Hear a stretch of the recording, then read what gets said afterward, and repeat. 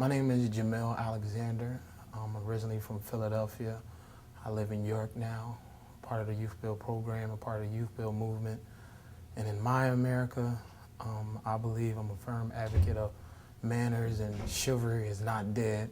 So I really try to advocate as far as men teaching young men how to be gentlemen as far as mannerisms, how to treat a lady. I'm actually a mama's boy myself, so I was blessed with that. But as far as the generation now, I feel like babies are having babies, so it's like the morals and the values have changed, so they don't really teach it as much. So it's almost like it's up to us that really still knows to kind of put it in the forefront of their mind as far as, you know, treating a lady how a lady should be treated, whether it be something simple as opening the door or even just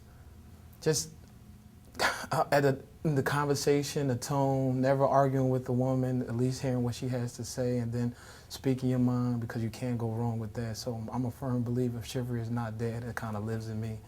Born June 8th, so I believe I have the best of both worlds. I already did that hood life, really trying to, when I go back home to Philadelphia, they still see me sometimes as the old G or whatever the case may be. I really want them to respect that my life has changed, and the more I go back home and the more I kind of just be a part of this youth build movement, they kind of understand it, and they kind of call me pro-black now.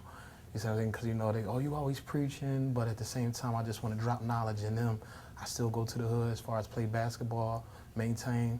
It's a whole new group of kids up there, everybody that I grew up with, either they're dead or in jail. So I really want to touch this new, I know I'm not as old, but I just really want to see these new young kids out here really kind of being respectable, being mannerable, and just the way they carry themselves. Youth Build has really made a change in my life as far as the program is concerned. Like I said, I was doing community service through the AmeriCorps program, and what happens is it was through Youth Build. You know, I was a knucklehead. I was coming from Philadelphia. It just so happened that someone saw something in me that I didn't recognize, and I've always been a leader, but it was more so in the wrong way, you know. And when I go back home, I've always been the youngest, and I try to use that negativity. I was influenced, like I was the dude on the block where the old heads would give me the gun, and I was like, oh yeah, this is what's up. I mean, I got a gun, but not knowing I was holding it for them because they stashing it. So I want to use that same influence in a positive manner. You see what I'm saying? Hoping that they'll change the game and change their lives and try to lead by an example. And that's what Youth Build has done to me, kind of rekindle the light, kindle the flame within me. Like, you know what, you can, and you're not the only one out here. Let's do it together. Let's do this movement. Let's make it happen. Alumni, and I actually work with the student government, you see what I'm saying, as far as alumni themselves when they graduate, helping find jobs, school, trying to link different people's SAT preps with the students that we have here, really trying to, I call it the afterlife. So by the time they leave Youth Build, they'll have their resources. They know once in Youth Build, always in Youth Build, and they can kind of just come back. We're still here, and I'm here, and I'm going to stay. As far as York is concerned, at first I used to say, you know, it's a small town, but I really feel like it's my job to kind of expose them to the bigger picture. You see what I'm saying? Because I really feel, coming from a big city, I feel like York sometimes is complacent in where they are, and some of them never been out. So I really want to try to push that and broaden their horizons.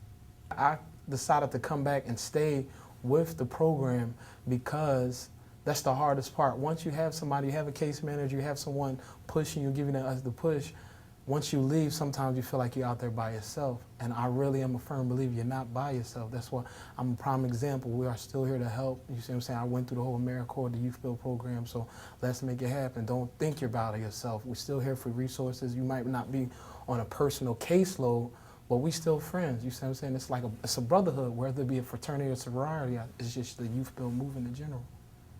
The policymakers here and even the presidential candidates, my focus for them, if I could say something to them, would be just a focus on education.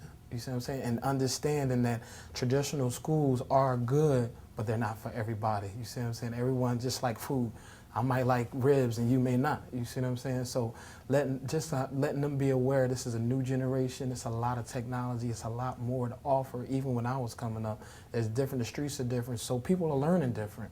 So a non-traditional school like Youth Build, they're applying the life skills, the career skills, and teaching education where you can kind of you will be set up by the time you leave, not necessarily just educated as far as just how you are and what you should be and how you should conduct yourself. And Youth Build has done that for me, and I want to make sure it keep going.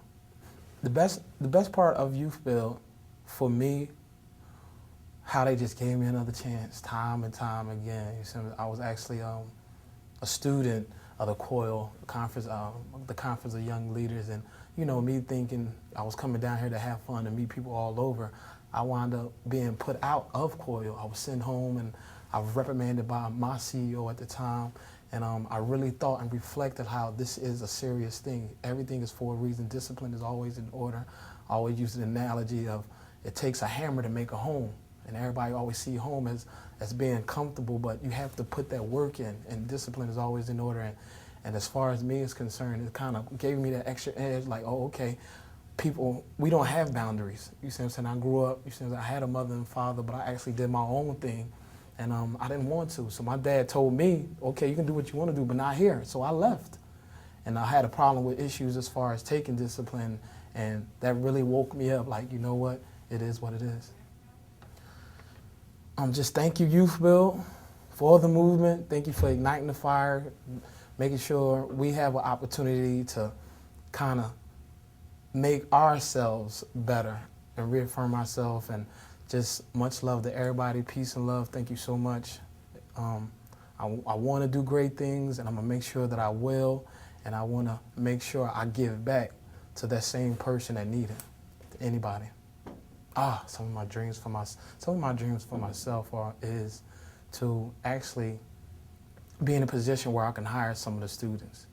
You see what I'm saying? I don't mind being a soldier, but I just want, whether it be a part-time business or my own nonprofit itself, in collaboration with you, Bill, after they graduate, just kind of let them know that, okay, I'm here, I got your back. Here, let me see, you've been doing good, you're one of the top students there.